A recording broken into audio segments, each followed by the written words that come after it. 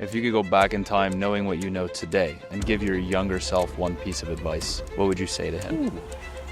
You're starting at a deficit. If I had them, I might have actually achieved them. Do you regret that? Oh, man. It's been a rough year. My wife died at the end of March, and I think she ended up... A few weeks ago, we posted this video, which has over 2 million views so far, but thousands of comments on it are about this one 70-year-old man.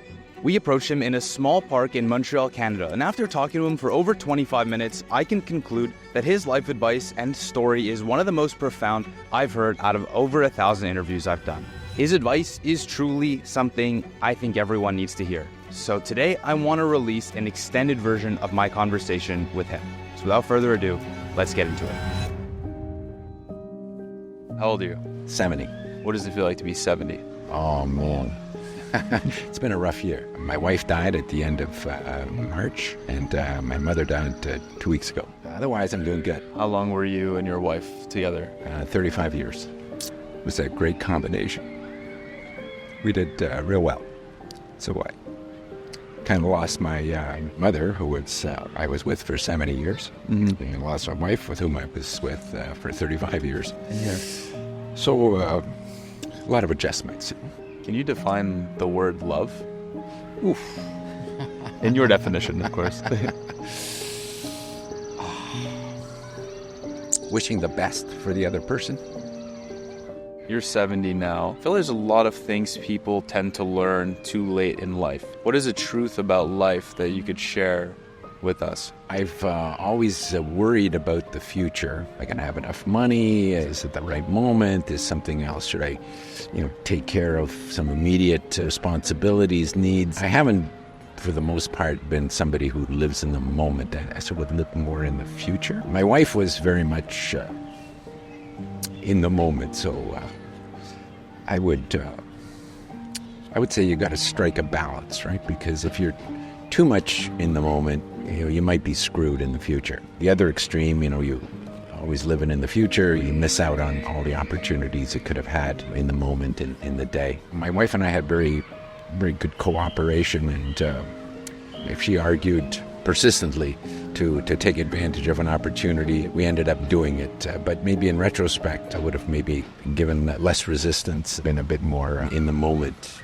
A lot of people my age feel very lost in life. They feel like it's very hard to navigate their life, to figure out what they want to do. What would be your advice to those people? How did they figure their life out or piece it together? Well, I'm 70 and I feel very much like you do. I mean, apart from wanting to have a really good relationship, which I succeeded after a number of failures, I never really had any major goal. Never really had that kind of a priori list. It's sort of more like, well, what does she like? I learned a bunch of things. Do you regret that, not having a specific big goal? At times, I felt I should have had some goals, that were more explicit, because then you can, put your efforts at achieving it. Sort of think like, well, maybe if I had them, I might have actually achieved them. Instead, I had quite a few, let's say, minor successes.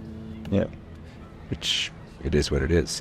My friends, back to the video in just a second. It's one thing to listen to the advice that you hear on this channel, but are you putting it into action? Denzel Washington once said that dreams without goals are just dreams, and ultimately, they fuel disappointments. After over 1,000 interviews with strangers and experts of all ages, we've put together their best advice, formulas, and strategies to live a more fulfilling life into our goal-setting journal.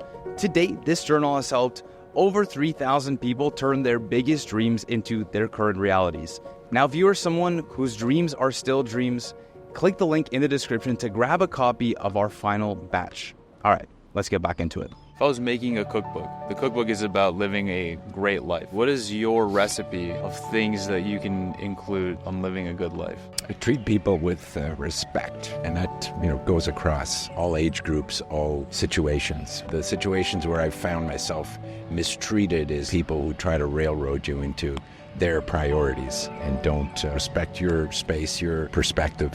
This is what I want, and I'm going to get it. I don't subscribe to that point of view. You need to know what you want and what you don't want. You don't go and impose that on other people. You need to work cooperatively, and if it doesn't fit, it doesn't fit.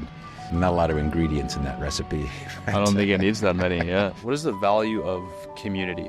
I know that we're like the product of the 5 people that we surround ourselves with the most, and those people can have a negative effect or a positive effect on who you become and who you are. How do we surround ourselves with better people? The first influence is your family, over which you had no choice. And they were, a product of their generation and their circumstances, and they biased me tremendously in one direction. If it's fraught with people who had, their own issues that got projected onto you or prevented you from seeing other opportunities, you're starting at a deficit. Later, I drifted differently when I got to choose friends and relationships. My wife came from a very supportive, loving family, very, very social, and I could see the dramatic differences in how we approach life. I could see your concept of 5 people, and I think she ended up choosing some good people going forward. Me included, I guess. If you could go back in time knowing what you know today and give your younger self one piece of advice, what would you say to him? You've got to be reasonably in touch with your gut feeling. I would want to encourage that guy to be more able and courageous to act on his gut feeling. That's something that I only discovered 20, 30, 40 years into my life. What is this gut feeling that people talk about? It was as if it was a sound that was beyond my ability to hear. I was brought up in an environment, in a mindset where you did what you were told, you obeyed. Not that there's no value in a certain amount of obedience, but I was maybe a bit too skewed in that direction. That resulted me in getting into a relationship that I went too far in it because don't want to disappoint her, don't want to say no, and my gut feeling was saying, this doesn't feel good. I wish I'd had more courage in myself, more confidence in my gut feeling. What's the lesson or takeaway that you have from that experience? It's one of balance, not being a total robot and not being a total, inward-looking person either. Thank you so much for watching this video. If you haven't had a chance yet to grab a copy of our goal-setting journal and get the advice, formulas, and strategies to live a more fulfilling life based on 1,000+ interviews with older people, click the link below to grab yours today. Thanks again, and I'll see you in the next one.